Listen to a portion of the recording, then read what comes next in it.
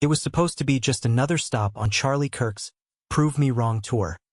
A lively debate, filled with students, supporters, and critics.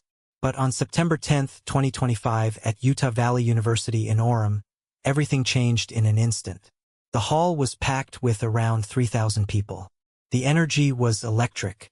Kirk, confident as ever, was addressing the crowd when a single gunshot rang out. Confusion turned to panic. People screamed, ducked for cover, and chaos erupted. Charlie Kirk collapsed, blood visible from his neck. Security rushed to his side, shielding him from further harm, but it was too late. He was rushed to the hospital, where he was pronounced dead later that afternoon.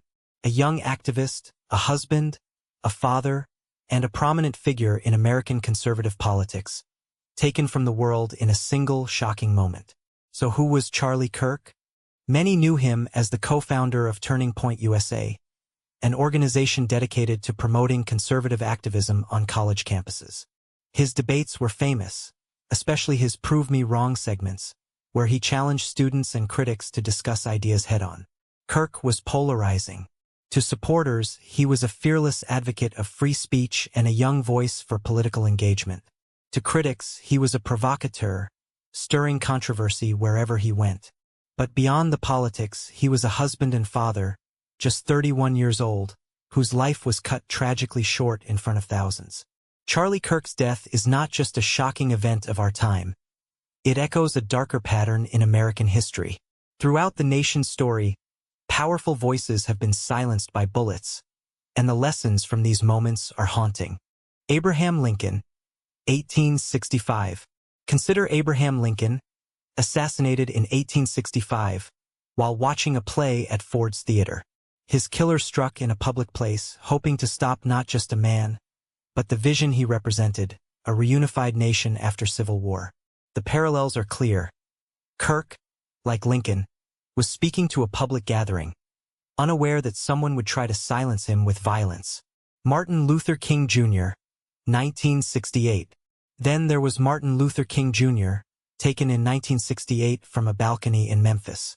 King's influence and message of civil rights made him a target.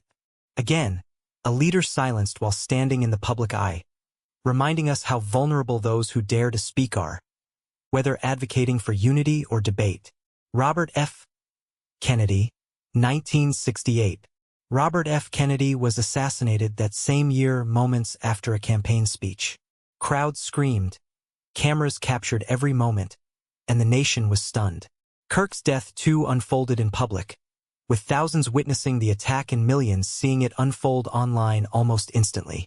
History repeats in the chaos and the media storm that follows. John F. Kennedy, 1963. And we can't forget John F. Kennedy, struck from a distance by a sniper in Dallas. Like Kennedy, Kirk's attacker fired from a hidden location, calculated and precise. The intention was clear: stop a public figure and, by extension, the ideas they championed. Every assassination tried to silence ideas with violence. But here's what history also teaches. Bullets may take lives, but they cannot erase ideas. Lincoln's vision lived on. King's movement continued. RFK's ideals influenced generations. And now, Kirk's death challenges America once again. Will the nation learn, or will division deepen? Charlie Kirk's death is a tragic reminder of a recurring pattern in American history. Violence may take a life, but it cannot stop the conversation. The real question now is not just about who was lost. It's about how America responds.